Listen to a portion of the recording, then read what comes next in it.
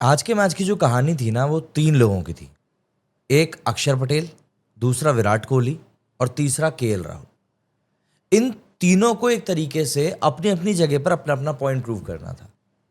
अक्षर पटेल को यह बताना था कि भैया जो 3 मैच हम जीत कर आए हैं वो कोई तुक्का तड़ाका नहीं था। विराट कोहली को अभी भी अपनी ही घर में अपनी ही पब्लिक के सामने पहला मैच जीतना है, क्योंकि आरसीबी ने भले ही अभी तक 3 मैच जीत लिए हों, लेकिन जो एक मैच वो हारे थे ना वो बेंगलुरु में ही हारे थे। और आखिरी शख्स आ जाता है केएल राहुल। केएल राहुल जो कि मतलब अभी चैंपियंस ट्रॉफी में तो खैर अच्छा किया, लेकिन उसके पहले जो एक पूरा स्ट्रगल वाला फेज चला था, उस फेज में काफी ज्यादा सवाल खड़े हुए थे केएल राहुल के बैटिंग स्पीड को लेकर। लेकिन इस मैच में जिस तरीके से डीसी एक समय पर पूरी तरह फंस चुका था और वहां से केएल राहुल ने इस मैच को ऊपर लेकर आए एंड मैच जिताया, उससे क्लियर तौर पर ये समझ में आता है कि भाई वो बंदा जो है पूरे इंटेंट के साथ खेलता है, प्लस उसको ये पता है कि कहां पर मुझे गियर बदलना है। डीसी ने लिटरली आरसीबी की बैटिंग को बुरी तरीके से एक्सपोज कर दिया है। डीसी ने जिस कन्विंसिंग तरीके से इस मैच को जीता है, आप किसी भी पॉइंट पर यह नहीं कह सकते कि डीसी इस मैच में कमजोर दिख रहा था। हाँ, एक पॉइंट पर जब उनके शुरुआत में 2-3 विकेट गिरे थे तब थोड़ा डाउट हुआ था कि यार क्या यहां पर ये मैच फंस सकता है। बट बात वही आ जाती है ना, जो एंकर रोल को लेकर शुरुआत से ही एक बहस चल रही है कि यार ये एंकर रोल क्या है, एंकर रोल क्या है, जो विराट कोहली निभाते हैं तो दिक्कत हो जाती है। अगर आज के मैच को आप ध्यान से देखें समझे तो आपको लगेगा कि यार केएल राहुल ने शायद वही एक रोल निभाया, और जब टाइम सही आया तब बंदे ने हिट मारने से भी अपने आप को पीछे नहीं किया एंड इवेंचुअली टीम को पार पहुंचा दिया। क्योंकि जिस तरीके से केएल राहुल बैटिंग कर रहा था ना, वहां पे अगर एक विकेट भी और गिर जाता, जिस पॉइंट पर केएल राहुल बैटिंग कर रहा था वहां पर एक विकेट भी और गिर जाता तो ये मैच बहुत बुरा फंस सकता था, बहुत बुरा। लेकिन बात वही होती है ना, केएल राहुल वहां पर सोच के खड़ा हुआ था कि भाई एक तो केएल राहुल वहां का लोकल बंदा है ना, बैंगलोर का ही बंदा है वो। उस ग्राउंड के अंदर बाहर अगाड़ा पिछाड़ा सब उसको पता है।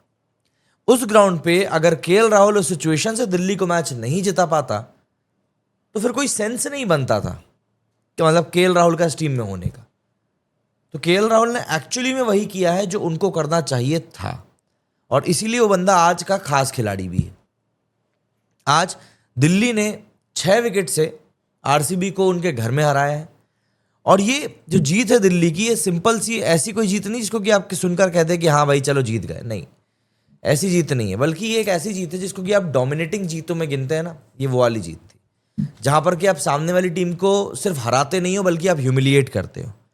और यहां पर दिल्ली ने सीरियसली विराट कोहली और रजत पाटीदार की आरसीबी को ह्यूमिलिएट किया है। एक कारण इसका मैं आपको बताता हूं क्यों। 3 ओवर हुए थे, 3 ओवर में कुछ 53 रन स्कोर कर चुकी थी आरसीबी, कोई विकेट नहीं गिरा था। उसके बाद पहला विकेट गिरता है, रनआउट होता है फिल सॉल्ट, और वहां से पूरी की पूरी जो गाड़ी है वो डीरेल होना शुरू हो जाती है।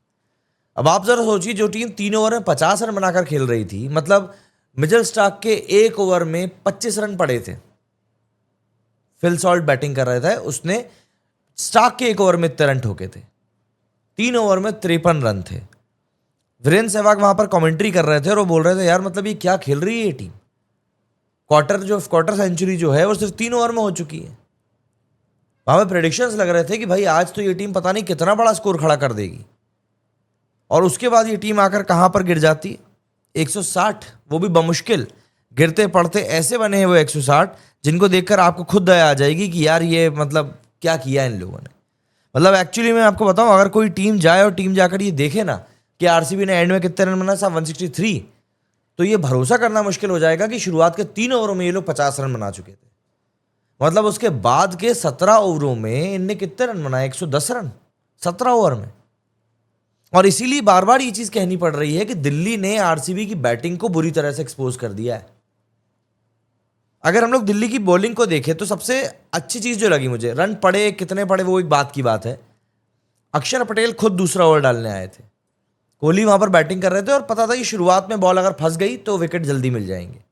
रन पड़ गए वो एक बात अलग है, लेकिन जब आपका कप्तान सामने से जरूरत दिखाता है ना कि भाई मैं यहां पर रिस्क लेने के लिए तैयार हूं, अब तुम लोग बताओ तुम क्या करोगे, तो ना एक टीम मोटिवेट होती है अच्छा परफॉर्म करने के लिए। और यहां पर अक्षर पटेल ने एग्जैक्टली वही किया। भले ही बंदे को रन पड़े हो, लेकिन जिस तरीके से उसने आज कैप्टनसी करी है, बहुत एक्साइटिंग लग रहा है भाई। दिल्ली की इस समय जो परफॉर्मेंस निकल कर आ रही है, जो हम पास्ट इतने सालों से उसकी परफॉर्मेंस देखते आ रहे हैं, उसके बाद में अब दिल्ली जिस फ्लेवर में दिखाई दे रही है, वो वाकई में बहुत शानदार है, बहुत शानदार है। और यहाँ पे हर एक खिलाड़ी का अपना एक कंट्रीब्यूशन भी है जो कि क्लियर तौर पर समझ में आ रहा है। यहाँ पर अगर हम लोग आरसीबी की बैटिंग से शुरुआत करेंगे, भैया आरसीबी की बैटिंग कैसी हुई थी, तो सबसे पहली बात तो भैया आरसीबी की बैटिंग आज बिल्कुल ऐसी हुई जिसको कि आप बिल्कुल याद करना नहीं चाहेंगे। मतलब आप इनके विकेट फॉल से आप समझिए कि इनने क्या किया है। आज पहला विकेट इनका 61 पर गिरा था, तब 3.5 ओवर्स ही हुए थे। मतलब चौथा ओवर खत्म होने के पहले इन लोगों के 60 रन बन चुके थे। 15 के रन रेट से ये लोग बैटिंग कर रहे थे और उसके बाद ये लोग 160 रन के ऊपर ऑल आउट हो 160 रन के ऊपर खत्म हो जाते हैं। 61 पे पहला विकेट गिरा है, 64 पे दूसरा गिरा है, 74 पे तीसरा गिरा है, 91 पे चौथा गिरा है, 102 पे पांचवा गिरा है। मतलब लगातार कंटिन्यूस इंटरवल में यहां पर विकेट गिरते रहे। किसी एक प्लेयर ने, अच्छा शुरुआत में बैटिंग कर रहे थे तो ऐसा भी नहीं था कि भैया रुक के खेल लेते, जो केएल राहुल ने किया। भाई केएल राहुल के जो दिल्ली जो थी, दिल्ली के भी शुरुआत में विकेट लड़खड़ाते हुए ऐसे ही गिरे थे। हर कोई मारने जा रहा था क्रॉस द लाइन और विकेट गिरते जा रहे थे। केएल राहुल ने वहां पर खूंटा गाड़ दी और बोला कि भैया थोड़ी देर यहां बैटिंग करके देखता हूं, पिच को समझता हूं, पिच को भापता हूं, उसके बाद समझते हैं क्या कर सकते हैं।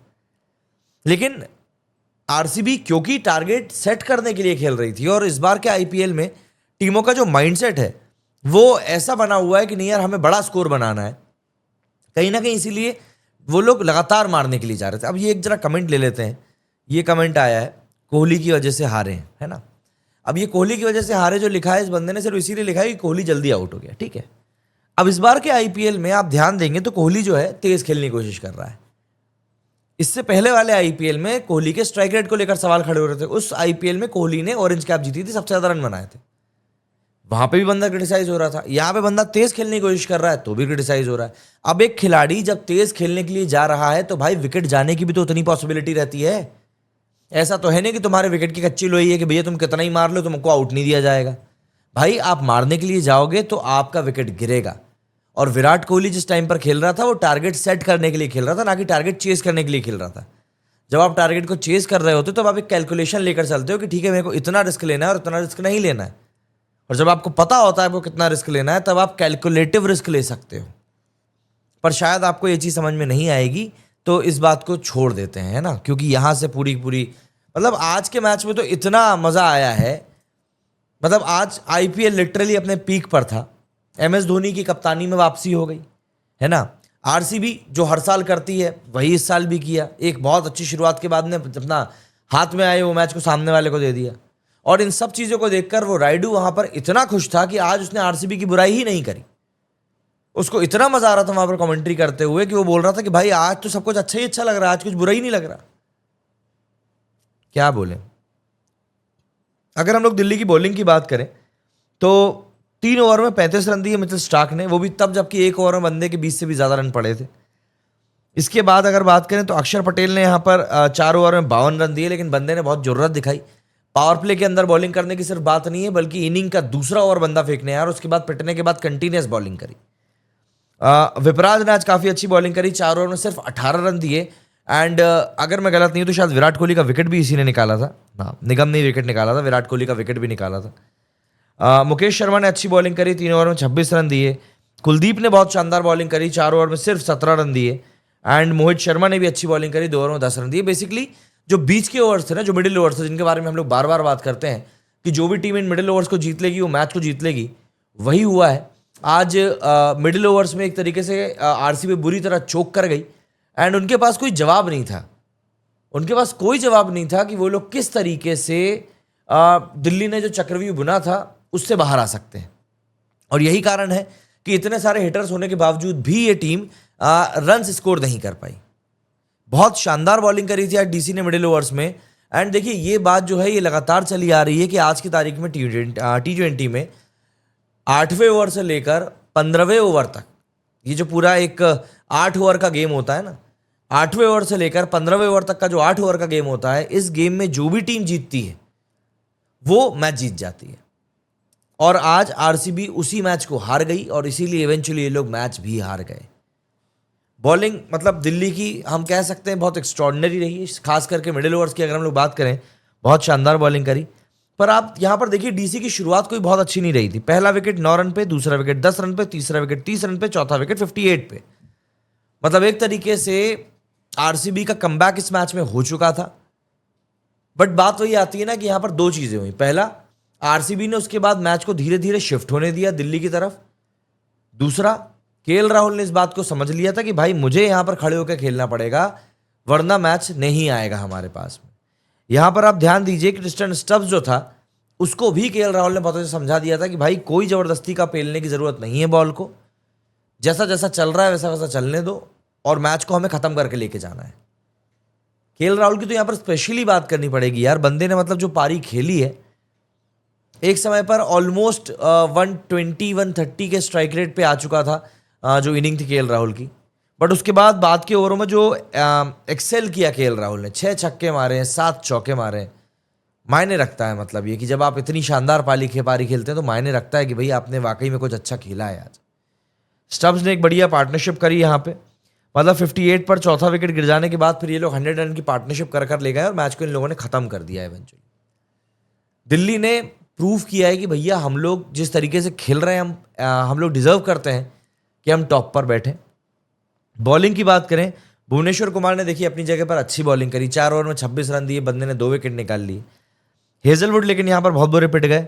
यश दयाल यहाँ पर बहुत बुरे पिट गए। सुयश शर्मा ने अच्छी बॉलिंग करी। कृणाल पांड्या कर सकते थे पर कर नहीं पाए। एंड लियाम लिविंगस्टन, जिसको कि ये लोग बस यूज कर लेते हैं, 2 ओवर में 19 रन देकर चले गए। कहीं ना कहीं जो नाइटमेयर्स हैं आरसीबी के, वो सभी नाइटमेयर्स इस बार इस मैच में एक बार फिर से उठ के सामने आ गए कि यार वही सब कमजोरियां क्या फिर से हमारे साथ चल रही हैं। अगर हम लोग पॉइंट्स टेबल की बात करें तो गुजरात टाइटंस जो है अभी भी टॉप पर है, क्योंकि उनका नेट रन रेट जो है बेहतर है। 1.4 का नेट रन रेट है। दूसरे नंबर पर डीसी है 4 मैचों में 4 जीत के साथ में। तीसरे पर आरसीबी है, क्योंकि नेट रन रेट इनका बेहतर है। 5 मैचेस में से ये 3 मैचेस जीते हैं। और अब यहां से परिस्थितियां जो है थोड़ी सी गंभीर होना शुरू हो जाएंगी अगर आरसीबी विनिंग वेज के ऊपर दोबारा नहीं लौटता है तो। अगर हम लोग डीसी की बात करें, दिल्ली की बात करें, दिल्ली के अभी तक 4 मैच हुए हैं, ये लोग चारों जीते हैं। पहला मैच इनका लखनऊ से हुआ था, वो ये जीते थे। देन हैदराबाद से जीते थे, देन चेन्नई से जीते थे और अब आरसीबी से जीते हैं। तो यहाँ पर एक तरीके से आरसीबी, सीएसके और एसआरएच, साथ में एलएसजी भी, ये चारों टीमें काफ़ी स्ट्रांग टीमें हैं। हालांकि चेन्नई इस बार 9वें नंबर पर बैठी हुई है, बट स्टिल चेन्नई है भाई। शेर कितना ही बूढ़ा हो जाए, रहता तो शेर ही है। तो यहाँ पर वो एक चीज़ समझ में आ रही है डीसी के साथ में कि इस बार अपनी परफॉर्मेंस को लेकर वो लोग बहुत ज़्यादा मतलब मेक श्योर कर रहे हैं कि भाई हम लोग मैच को फिनिश करेंगे। अक्षर पटेल की कैप्टनसी में बहुत फ्रेशनेस दिखाई दे रही है इस टीम में, एंड मुझे लगता है उसी का नतीजा है।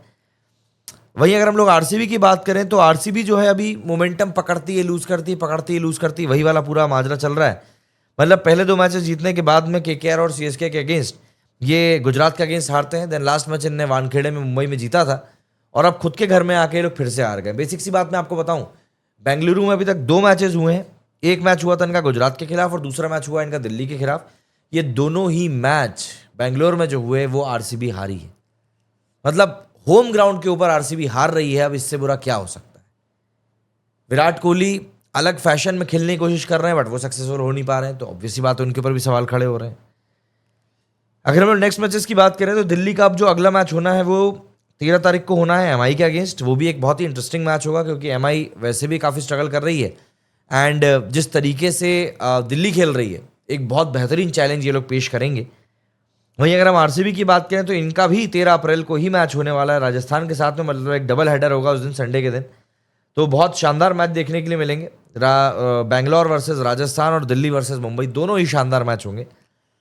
अब देखते हैं क्या कुछ चीज़ें होती हैं, क्योंकि यहाँ पर जिस तरीके से मतलब चीज़ें जो निकल के सामने आ रही हैं, फिलहाल तो बेंगलोर के लिए मुश्किलें बढ़ सकती हैं अगर वो अगले 2 मैचेस में वापसी नहीं करती है। तो बहुत बहुत ज़्यादा मुश्किलात यहाँ पर बढ़ सकते हैं। मैं सिंपल सी बात बस इतनी ही कहूँगा।